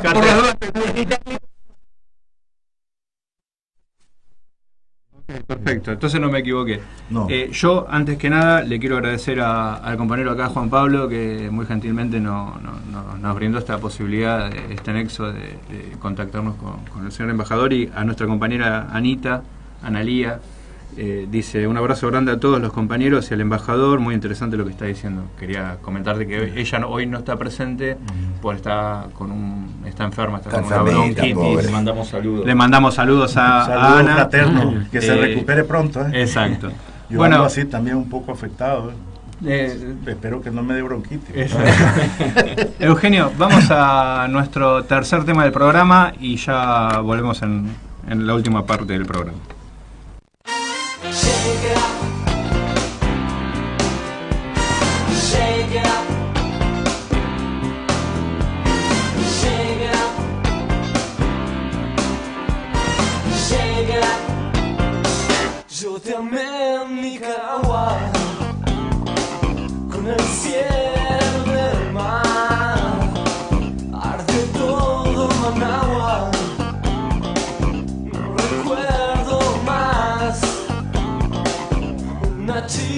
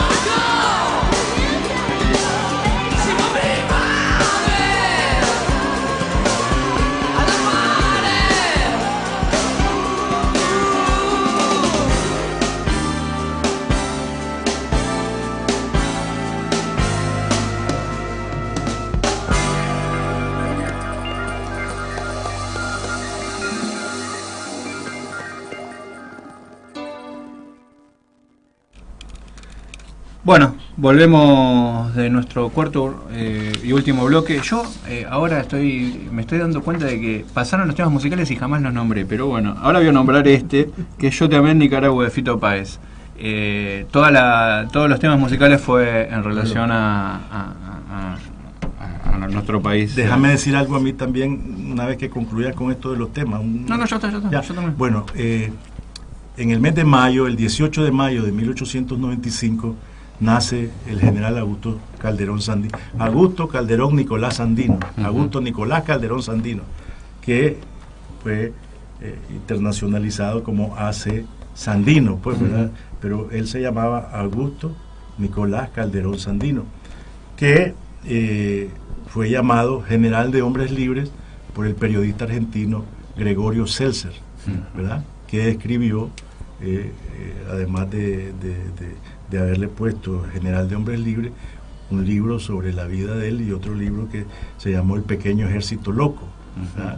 Y que fueron obras fundamentales para que se conociera la gesta histórica del general Sandino, que el 18 de mayo estaría cumpliendo 124 años de haber nacido, ¿no? Bueno, grandísimo Sandino en el contexto latinoamericano. Sí, ¿no? sí, claro, sí. Dime. Bueno, me gustaría que cuentes un poco ese intento de golpe que pasó en el abril o mayo del 2018. ¿Fue, Abril del 2018. Abril del 2018. Bien, en la primera parte del programa les hablaba de cómo habíamos llegado al gobierno en 2006, ¿verdad? Y de la fórmula que se ideó para echar a andar al país, ¿no? Y crear condiciones económicas que pudiesen favorecer, pues, pasar a una etapa distinta, ¿no? Gobierno de reconciliación y unidad nacional, la solución del problema energético por la vía del acuerdo con el ALBA, programas sociales, libre mercado, etcétera, ¿no? Condiciones que concertadamente estaban favoreciendo el desarrollo del país con tranquilidad, paz, y llegó un momento en el que, se emitió una ley que reformaba el seguro social. Entonces este fue, digamos, el momento aprovechado para desatar una situación anómala, porque, bueno, no fue una protesta común, no fue una protesta sencilla, sino que fue el inicio de un intento de cambiar al gobierno de tajo, porque, ok, no estás de acuerdo con lo que se emitió como ley, protestás, el gobierno deroga el decreto, queda abierta la posibilidad, bueno, sentémonos a la mesa a buscar cuál va a ser la solución que le vamos a dar al problema real del seguro social, pues, que no tiene liquidez, que ha sido, digamos, recomendado esto por el Fondo Monetario Internacional. No, lo que vimos de repente fue un proceso de llenar de barricadas, tranques, les decimos nosotros, todas las ciudades del país, y de comenzar a eliminar y matar gente, digamos, que era identificada como sandinista, de quemar alcaldías, destruir escuelas, quemar hospitales, asesinar a policías, etcétera. Pues entonces este momento álgido hace que el gobierno abra una compuerta para el diálogo, y bueno, ya cuando proyecta las cámaras quiénes son, entonces ves que está un sector de la Iglesia Católica, la jerarquía eclesiástica, prácticamente, sector de la empresa privada, que antes se tomaba fotos con el presidente, diciendo que el clima de inversionistas pues fueran norteamericanos, de la nacionalidad que fueran, fotografiándose con el presidente, con la vicepresidenta, diciendo que el clima de inversión en Nicaragua era idóneo, etcétera, etcétera, pues, ¿no? Entonces, sectores de los que te decía que fueron, digamos, indispuestos contra el gobierno por el asunto del canal, sectores que se oponían al canal, organismos no gubernamentales, ¿verdad? Todo eso haciendo una coalición que es la que planta la cara supuestamente para dialogar con el gobierno en busca de una solución, entre comillas, mientras tenían los tranques impidiendo la libre circulación de las personas, de las mercancías, impidiendo, digamos, las labores cotidianas del pueblo y matando gente, pues, ¿verdad? Y todo eso con el apoyo de los medios de comunicación. Bueno, y digamos, diciendo como que el responsable de todas esas matanzas era el presidente de Nicaragua. Bueno, y exactamente, y las cifras elevándose aritméticamente de un día para otro. Generar un clima de inestabilidad social, de miedo, de caos. Sí.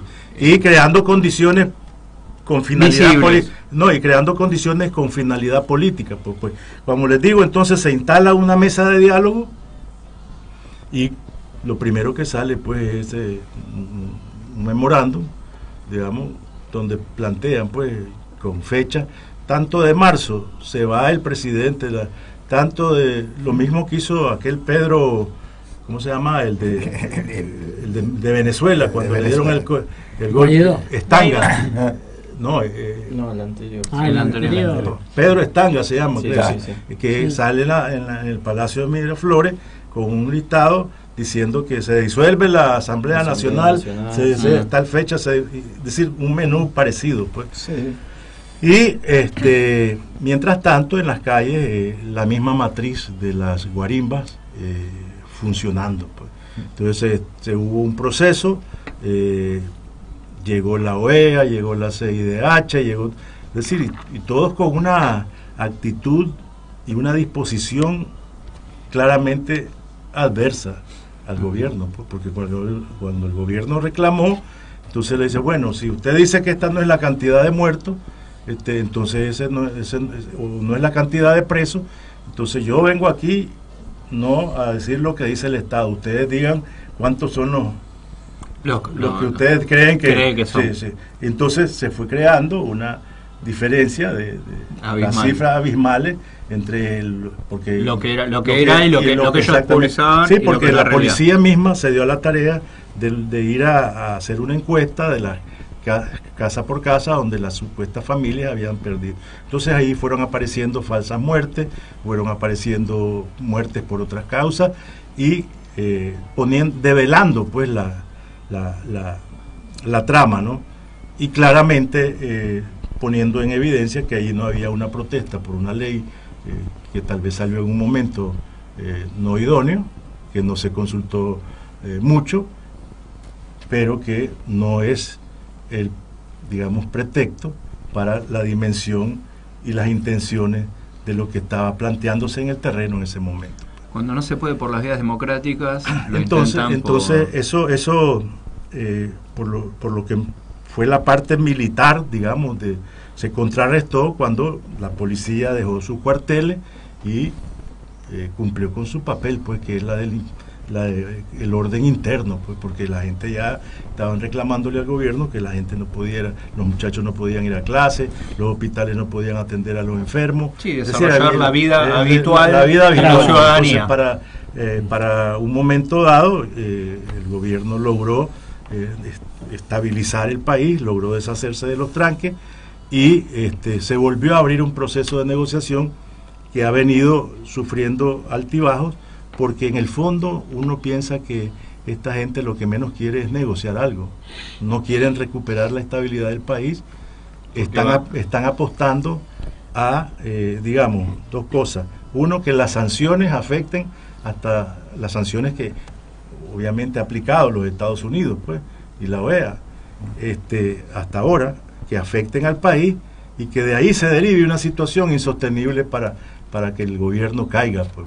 Debido a ese episodio que estás mencionando, ¿el país tiene algún tipo de bloqueo con relación a comercial? Lo que pasa, mira, el problema es el siguiente.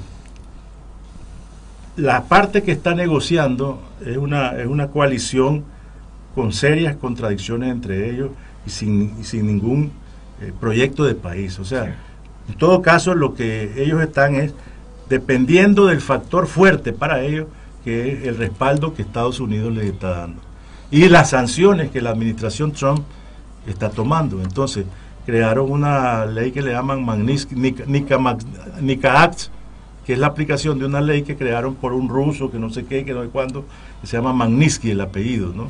Entonces esa ley, con esa ley lo que están haciendo es sancionando a funcionarios nicaragüenses, ¿verdad? O a instituciones como un banco que tenía vínculos con lo que es PDVSA, toda la negociación del petróleo, es decir, afectando un área sensible como es el suministro de la hay una cuestión petrolera, que quisiera destacar, disculpame la interrupción, ¿no?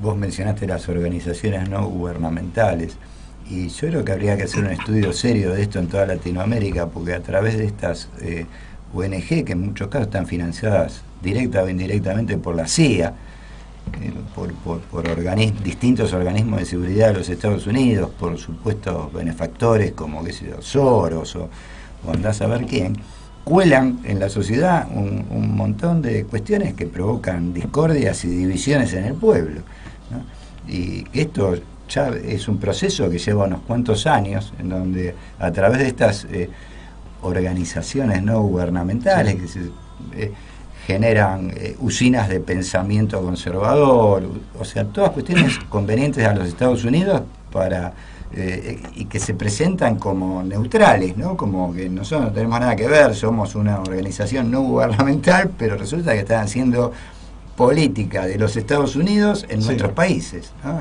Paul Singer tenía una ONG, el mayor fondo buitre de la historia. Sí, eso ocurrió en Nicaragua, ¿no? De hecho, se sabe, porque ellos mismos aceptaron el contexto de la situación, lo más álgido, de la Freedom House, la NED, la National Endowment for Democracy, y otras, ¿no? Pero además de eso, la agencia oficial de ayuda de los Estados Unidos, pues que es la AID, reconoció, y además con una actitud prepotente dijeron que es más, vamos a darle 4 millones más de dólares para seguir formando lo que ellos llaman formando liderazgo político juvenil, etcétera, que es la gente que estuvo atizando el fuego en los tranques, ¿no? Eso es cierto. Orlando, te quiero hacer y contradictoriamente e increíblemente, en el conglomerado negociador, organismos no gubernamentales que están a favor del aborto, vinculados a la iglesia, que está en contra. Y entonces sale un obispo diciendo: esto es necesario que lo hagamos, metamos en esta coalición homosexuales, proabortos, ladrones, narcotraficantes, la cosa, y lo importante es derrocar este gobierno. Claro. Sí. Tienen sus prioridades. Grabado en una comunidad de base a la cual llegó él a hablarle en confianza. Y estamos hablando, disculpame, meto un bocadillo y te dejo. Quería aclarar una cosita. En Nicaragua, si no tengo mal los datos, es el país de Latinoamérica con más igualdad entre los sexos. Sí, es que hemos venido trabajando en eso, ¿no? Y ha sido reconocido el factor de igualdad de género, pues, entre en los cargos públicos, en el partido, en la vida nacional, pues. Es decir, algunos obviamente todavía objetan que no es suficiente, pero estos son procesos, pues, son procesos.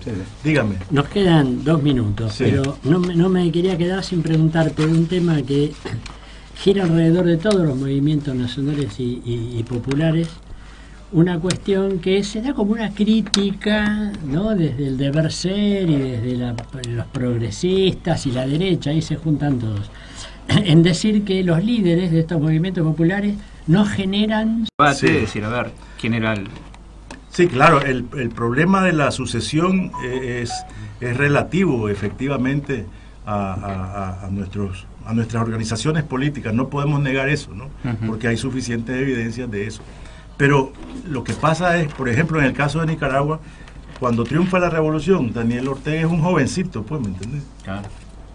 Y logra forjar un liderazgo, ¿verdad?, contra el cual se fueron enfrentando en distintos momentos figuras dentro del mismo Frente Sandinista y no lograron, digamos, superar o derrotar ese liderazgo que él sí supo forjarse. Y entonces, bueno, cuando se va a elecciones, él no tenía posibilidades de elegirse. Hubo una reforma en la Corte Suprema de Justicia que le permitió postularse, y de ahí para allá ha ganado las elecciones. Sí, entonces, yo no digo que no haya, digamos, que pensar en eso, pero si el líder está siendo importante en un momento dado para el proceso mismo que está encabezando, pues, porque no se trata de que es lo que viene ocurriendo con cambios de presidentes cada 4 años, ¿no? Es un sistema de que el que llega deshace lo que hizo el otro. El tema ¿Cómo es que conseguimos continuidad a un modelo? Exacto. El tema es que ustedes... El gran desafío de los movimientos nacionales populares de Latinoamérica ustedes y Venezuela de un modelo inclusivo, nacional y pero popular. ustedes y Venezuela tienen esa posibilidad de que no tienen esa... Ahora, acordate que estamos hablando también de que existe un partido, ¿no? No, por supuesto. Y no es un cuestionamiento, digamos, no lo tomes como No, un no, cuestionamiento, sino es todo lo contrario. Una reflexión. Es una reflexión. Claro, no, estamos de acuerdo. Nos van a endilgar toda la vida de que hay como un personalismo, o sea, los que no entienden pero lo que Merkel es los que no entienden, los que no entienden que es un liderazgo. Y que además piensan que los líderes nacen todos los días y que es un problema del líder construir al otro líder. Esta es la reflexión que... El único caso me parece que se pasó, digamos, y por un pedido así de Chávez fue con Maduro. Me parece que fue el único caso. Es el único caso, creo yo que... porque el liderazgo... Digamos, pero mira una cosa, es decir... Te pongo el ejemplo, el liderazgo de Daniel Ortega en el Frente Sandinista. Se fue Sergio Ramírez a encabezar otro partido con el sandinismo como esencia, ¿no? El Movimiento Renovador Sandinista. ¿Por qué Daniel Ortega logró sostenerse en la llanura, ensanchar el crecimiento del frente y reconquistar el poder? ¿Y por qué no lo pudo hacer Sergio Ramírez entonces? Si participó en todas las elecciones que hubo del 90 para adelante con su partido y jamás logró sacar más del 3% de los votos. Es decir, teniendo todo a favor. Y teniendo todo a favor, pues. Y además fama, pues, porque bueno, novelista, doctor, intelectual, elegante, etcétera. Es decir, a Daniel lo miraban en las noches de torrenciales aguaceros, en los barrios, o en las protestas de los transportistas, luchando junto con ellos, o defendiendo el 6% del presupuesto para las universidades. O sea, yo estaba en su casa haciendo su novela, ¿no? Entonces, bueno, Orlando, lamentablemente lamentablemente tenemos que terminar el programa porque ya viene nuestra compañera Sandra Russo, así que te queremos agradecer y nos despedimos de la audiencia. Perdón el corte abrupto, pero se nos voló el programa. Nos vemos el próximo lunes de 13 a 15 horas. Chau. Chau. Cuando no recordamos lo que nos pasa.